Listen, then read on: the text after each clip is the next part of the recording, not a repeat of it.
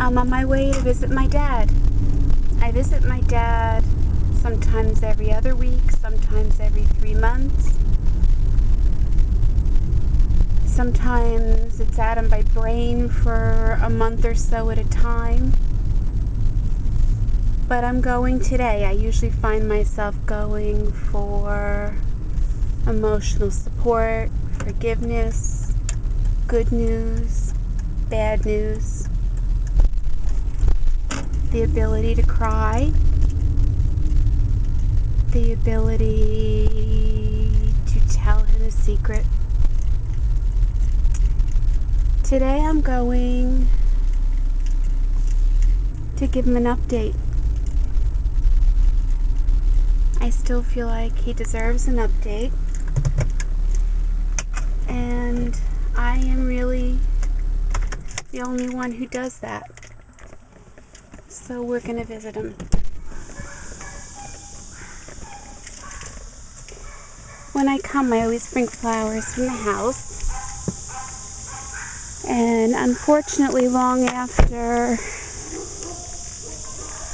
Dad moved in here, they put that kennel next door and you can hear it. And sometimes I giggle to myself how much it's got to annoy him, because I'm somebody who needs solitude, and I hear he did as well. We're coming up to him, and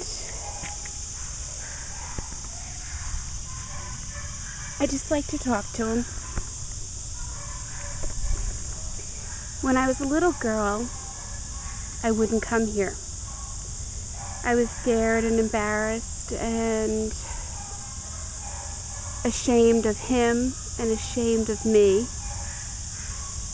And when I started to drive, I would come once in a while, but just walk through very quickly. I felt like the ground was going to swallow me up with all the secrets. Now I come because I know he's okay and I know I'm okay. When you have a parent that dies as early as I did, I was only 8 months old. That's a hard enough burden.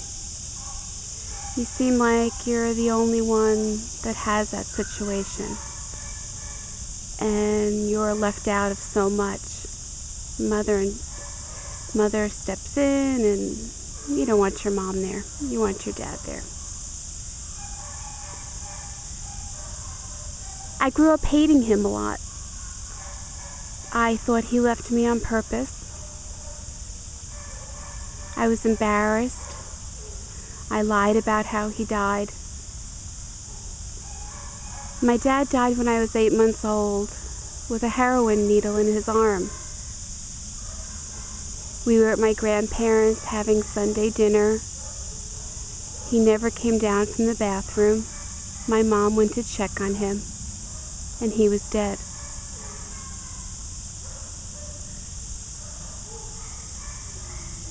The whole neighborhood, being the small neighborhood that it was, caused me shame, because they knew how Nick died. Nick was no good. Nick was bad. Nick didn't deserve my mother. Nick was trouble. So me, Maria, took that on as a child. I was trouble. I was bad.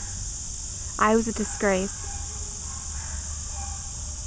It wasn't until years later, maybe not until I hit 40, ripe old 40,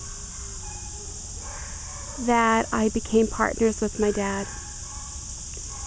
I embraced his qualities.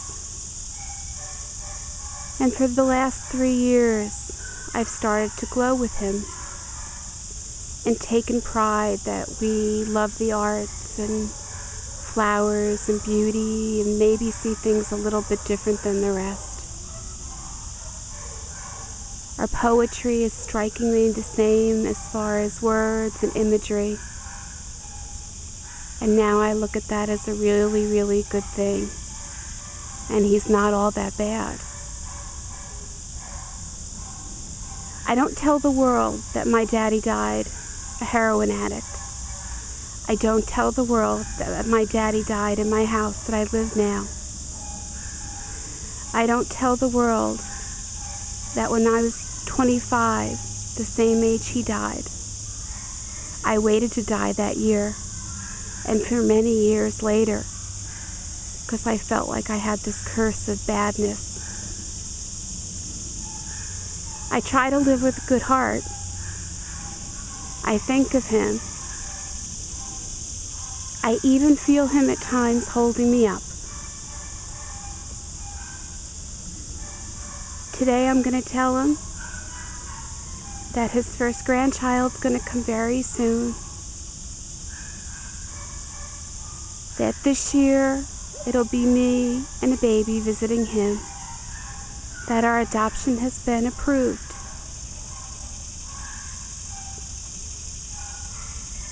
My goal is to tell the world that if your parents walk down the wrong path, take the wrong turn, just because half the blood that courses through your body belonged to my dad or your dad, it doesn't mean you're bad. It doesn't mean he's bad. It means that you have to push a little harder, smile sometimes without wanting to, come visit, offer forgiveness, tell him you love him, wish that he was here,